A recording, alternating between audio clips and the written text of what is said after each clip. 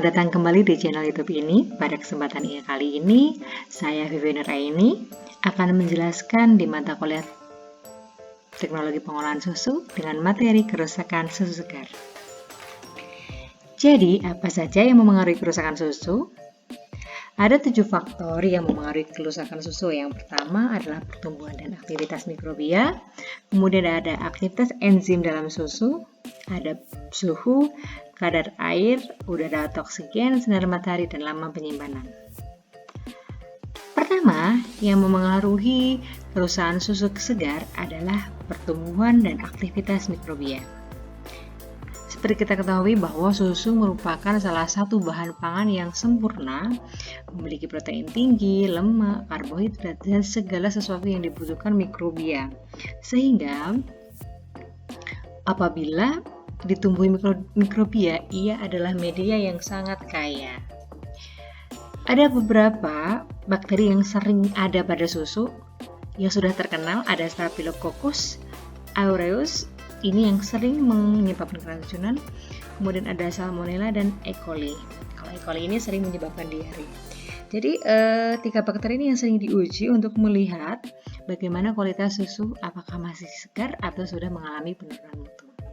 Bagaimana cara melihat susu sudah mengalami kemunduran mutu atau tidak? Nah, hal yang paling gampang selain kita melihat secara mikrobiologi menggunakan total plate count atau pakai metode lain, yaitu dengan melihat fisik dari susu tersebut. Apabila dia sudah mengeluarkan lendir, gas, busa, atau warna yang menyimpang, rasa yang asam, atau bahkan terjadi keracunan, itu adalah tanda bahwa sudah terjadi aktivitas mikrobia pada susu. Keberadaan lendir ini merupakan tanda aktivitas mikrobia dan pertumbuhannya yang sudah banyak. Begitu.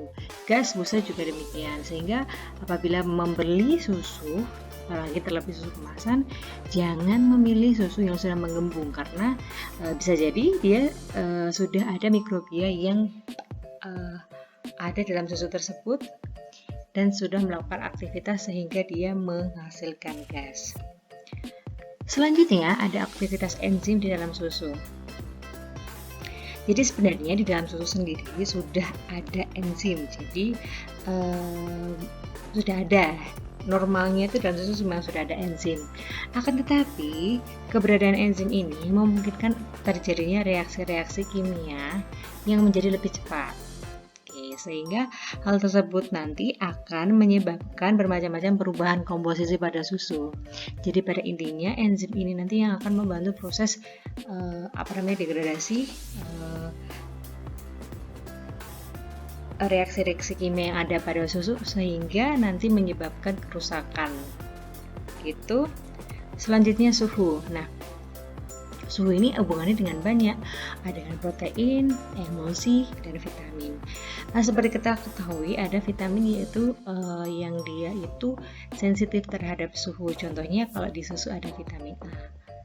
Kemudian di susu juga tinggal proteinnya tinggi. Nah, keberadaan suhu ini menyebabkan suhu tinggi terutama ya menyebabkan proses namanya denaturasi, yaitu perubahan struktur protein dari struktur yang tersier menjadi ke sekunder menjadi ke primer gitu. Kemudian terjadi juga kerusakan emulsi lemak seperti yang sudah saya jelaskan sebelumnya bahwa emulsi lemak ini dia akan terganggu dengan keberadaan suhu. Kemudian kalau tadi pengaruh suhu tinggi ya, sekarang suhu rendah. Oke. Susu yang dibekukan itu juga akan menyebabkan banyaknya emulsi sehingga susu yang dia itu memiliki kadar lemak tinggi memang dia tidak disarankan untuk dibekukan. Jadi nanti lemaknya akan terpisah. Oke, nanti lemak dan airnya akan terpisah karena adanya proses pembekuan. Selain itu, pembekuan juga dapat menyebabkan kerusakan protein susu dan menyebabkan penggumpalan. Nah, kemudian bagaimana Bu kalau memang harus dibekukan? Contohnya asid, ya asid perah yang dibekukan. Oke, kalau memang harus dibekukan, oke tidak masalah. Memang dia secara gizi tidak lebih baik daripada saat segar, tapi bukan berarti tidak layak dikonsumsi. Yang terpenting setelah dibekukan adalah proses pencairannya kembali. Tidak diperkenankan bahwa dia itu langsung diberikan suhu panas, itu tidak ya. Jadi misalkan mau mencairkan asip gitu ya, langsung ditaruh di air panas kemudian dididihkan. Nah, itu tidak boleh. Ditaruh microwave juga tidak boleh. Jadi sebaiknya kita set suhunya dari sangat dingin kemudian agak dingin sampai ke hangat. Kemudian kadar air. Nah, kenapa susu segar yang ditambahkan air itu rasanya selain tidak enak, dia juga menjadi lebih mudah rusak gitu ya, lebih mudah dia itu mengalami kemunduran mutu? Iya, karena kadar air sangat mempengaruhi daya simpan susu. Air ini adalah sumber yang membantu pertumbuhan mikrobia.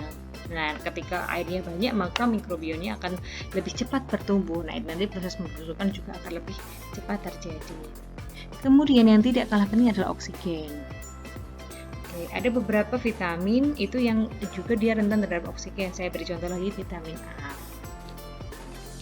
Beta karotin dia sangat rentan terhadap oksigen. Kemudian oksigen ini juga bisa menyebabkan ketengian gitu ya. Dia memberi warna susu, cita rasa, serta ini juga penting juga, keberadaan oksigen ini akan memicu pertumbuhan mikrobia aerobik.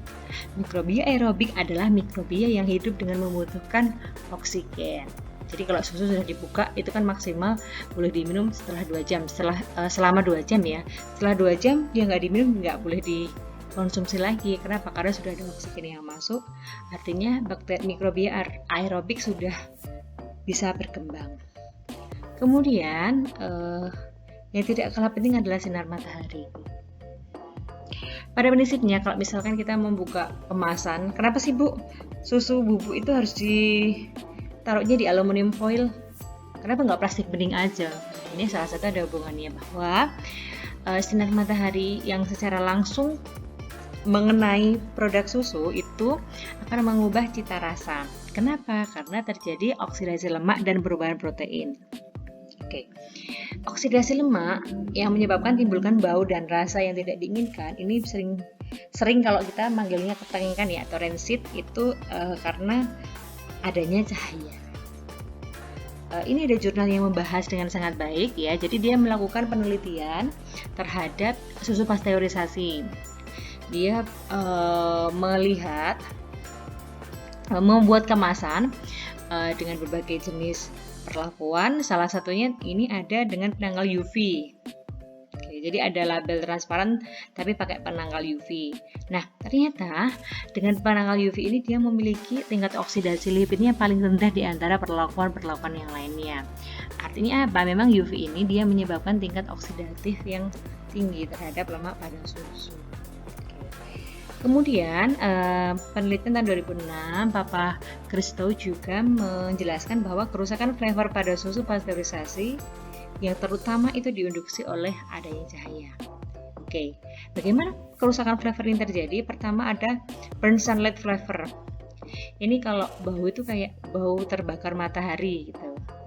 Jadi terjadi setelah 2-3 hari penyimpanan yang disebabkan oleh degradasi sulfur. Jadi ini asam amino yang mengandung whey protein ini mulai rusak gitu ya. Kedua, selanjutnya flavor segarnya akan berkurang menjadi bau logam atau kardus. Nah, ini namanya terjadi kedua-duanya ini karena oksidasi lipid atau oksidasi lemak disebabkan oleh cahaya. Oke, begitu. Kemudian lama penyimpanan. Umur juga mempengaruhi kerusakan susu. Oke, jadi bagaimana sebenarnya berapa umur susu segar itu, Bu? Jadi idealnya penyimpanan susu itu pada suhu 1-4 derajat Celcius yang bertahan sampai 3 hari. Dengan catatan dia langsung diberikan suhu rendah ya. Kalau dalam freezer, ini susu segar ya, belum terkena pasteurisasi, belum terkena sterilisasi, dia hanya bertahan 5 hari. Nah, kalau di kulkas itu jangan disimpan di paling bawah, di pintu paling bawah enggak, tapi taruh di paling atas di mana angin dinginnya itu berhembus sehingga dia suhu paling rendah 1-4 derajat Celcius. Berapa lama? 3 hari. itu lama penyimpanan untuk susu segar. Kalau susu yang sudah tidak segar, Bu Vi, kalau susu yang sudah tidak segar, saya beri ada 3 contoh di sini, ada pasteurisasi, UHT, dan susu formula. Kalau susu pasteurisasi itu 40 hari. Ya. Kalau belum dibuka, tapi setelah dibuka dia waktunya 4 hari. Kalau UHT dia 10 hari sebelum dibuka dan 3-4 hari setelah dibuka. Tapi dia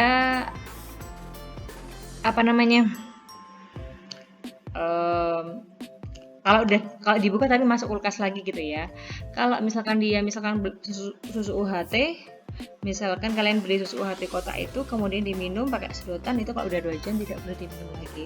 Kalau susu formula dia bisa sampai 2 tahun dalam kemasan tertutup ya, bukan kemasan yang udah dibuka ditutup lagi, dibuka tutup lagi. Nah itu enggak, itu sudah banyak kontaminasi masuk ya, segera dihabiskan, tidak lagi 2 tahun. Oke. Nah, kesimpulan dari apa yang sudah saya jelaskan ini, jadi bagaimana cara menyimpan susu segar? Apa yang harus dilakukan? Yang pertama, simpan pada temperatur 1-4 derajat Celcius. Kedua, selalu periksa masa kadaluarsa susu. Ketiga, setelah dibuka susu harus disimpan di kulkas dan dikonsumsi tidak lebih dari 4 hari. Disimpan di kulkas ya. Kalau sudah dibuka di suhu ruang tidak lagi 4 hari. Kemudian tutup rapat kemasan kalau mau diminum lagi. Jadi mau taruh di kulkas ditutup rapat. Kemudian jangan dilakukan menaruh susu pada wadah tembus pandang. Karena sinar UV dan cahaya matahari dapat merusak komponen susu. Kemudian meminum susu langsung dari kemasan. Ya. Kemudian membiarkan susu yang kemasannya sudah terbuka selama lebih dari 4 jam di suhu ruang. Kemudian memanaskan susu dengan microwave. Nah itu nggak boleh ya, karena dia bisa merubah vitamin B kompleks. Baik, cukup itu yang saya bisa sampaikan pada kesempatan pada hari ini. Apabila ada pertanyaan silahkan tuliskan di komen. Semoga saya bisa menjawab. Terima kasih semuanya.